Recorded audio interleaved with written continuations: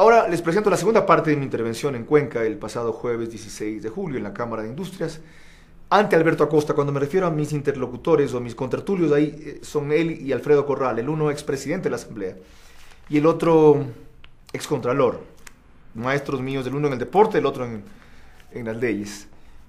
Cuando en una segunda parte terminaba de desglosar la exposición sobre cuál va a ser el Ecuador de los próximos 4 años. Vean ustedes cómo hablo.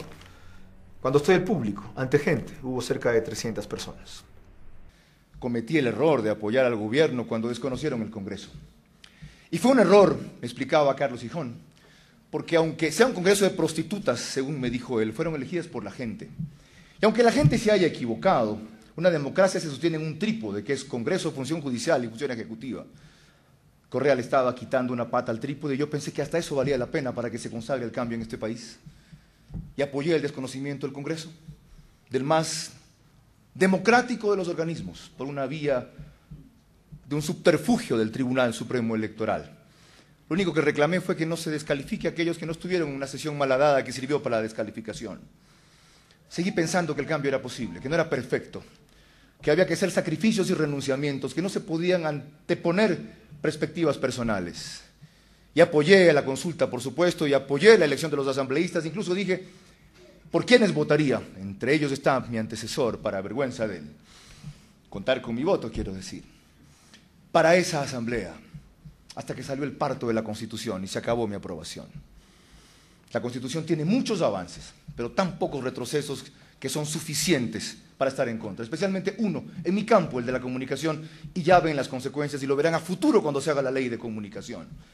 Ahora somos sector estratégico. Antes fuimos sector útil para Correa, ¿verdad? Antes no le molestaba que según él fuéramos actores políticos porque yo lo apoyaba, en la medida en que cuestionaba a Noboa, con quien el país estaría peor, pueden ustedes estar seguros. Porque Correa no ha declarado interdicto o pretendido hacer todavía aquello con su padre, porque Correa todavía no ha matado trabajadores, porque Correa, que yo sepa, no ha evadido impuestos al Estado y porque Correa no le ha robado a su familia. Entonces, que la prensa sea actor político no era inconveniente. Entonces, la libertad de expresión que había sí era suficiente, ¿verdad? Imperfecta e incompleta, porque le sirvió, porque nos utilizó. Hemos pagado muy alto el precio de algunos cándidos, porque no tengo siquiera la cara de llamarme patriota o ciudadano en esa circunstancia. Y vamos a pagarlo mucho más hasta que recuperamos lo que este trastornado mental nos ha quitado.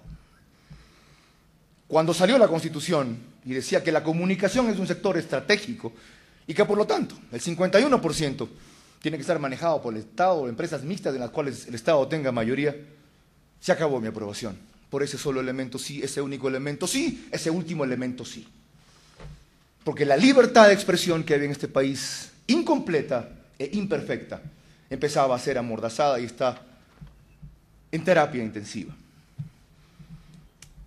Creo que entonces a futuro está claro que vamos a un país sin separación de poderes, que vamos a un país en donde se pueden reelegir estos miembros del bochorno electoral que fueron las últimas elecciones, con el más grande tupé y descaro.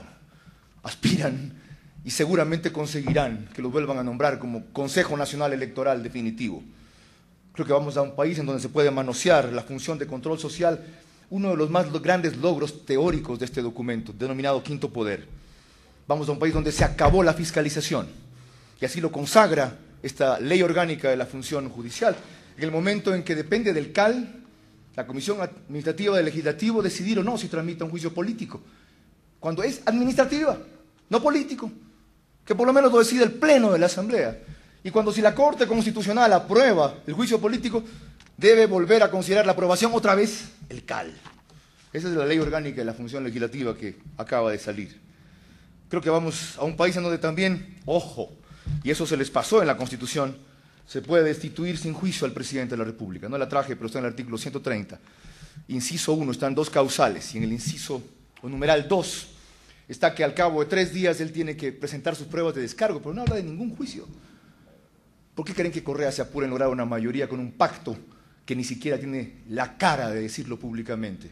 Están bien los acuerdos legislativos, están bien los pactos legislativos, está bien la gobernabilidad, pero eso ha sido tan amplio, y si inclusive se los ordenó como peones y el capataz a sus legisladores, tenga la delicadeza de decirlo, señores, a sus espaldas, Pero en aras de la democracia y del país nos hemos reunido a desayunar con 12 patriotas y hemos logrado este acuerdo, entre otras cosas que controlen la Comisión Legislativa.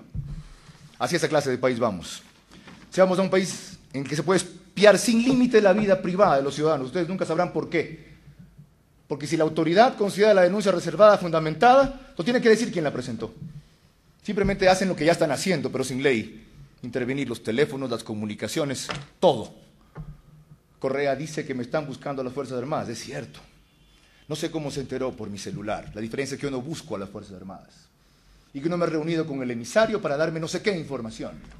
¿Cómo lo sabe Correa y cómo lo sabe su gobierno si no lo he conversado con nadie?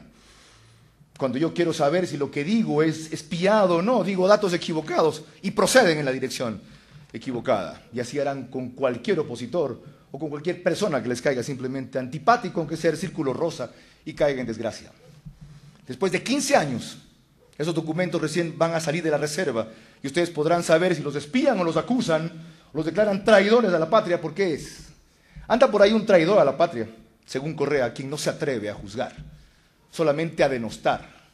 Anda por ahí un traidor a la patria a quien no se atreve a juzgar, solamente a denostar.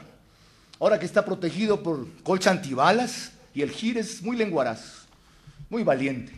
Ahora sí documenta una cantidad de casos, ataca a una cantidad de personas, denuncia a otros, cuando algunos, y no siendo periodista solamente, y no siendo contralor solamente, y no siendo miembro de INDI solamente o investigador social, lo hicieron siempre en este país, con valor y con dureza, sin colchas antibalas y sin GIR, y sin tener un medio de comunicación siquiera. Y me refiero también a mis dos contertulios. Vamos ahí a un país en donde se puede ordenar que un barco atraque en un puerto, pero vaya a otro. Y para no ser inexacto, traje casos. Presunto tráfico irregular de buques que facilita la desaparición de la carga de importación en Guayaquil. La Fiscalía tiene este proceso suspendido allá. Ojo con el Stadt Bremen.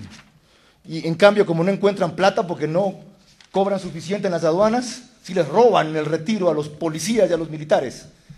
Ahí quieren cobrarle cada vez más impuestos a la gente. ¿Por qué no les cobran a estos? Aquí están las listas, ahí están los juicios. Declaran que van a desembarcar en Contecom y van al muelle de Fertiza. Uno es el tipo de mercadería que se inspecciona y otro tipo de mercadería que se saca. Se va un grupo de contenedores a Soframa y Manta y vuelve otro. Le ponen a Fausto Torres, no el ex capitán, a Fausto Torres su nombre en una inspección que nunca hizo. Hay barcos que están en cuarentena, donde se sube un inspector para detectar algo y luego el informe dice otra cosa. Dicen que combaten la corrupción y se jactan de que han moralizado las aduanas. A ver, pues valientes. Gracias, Mario.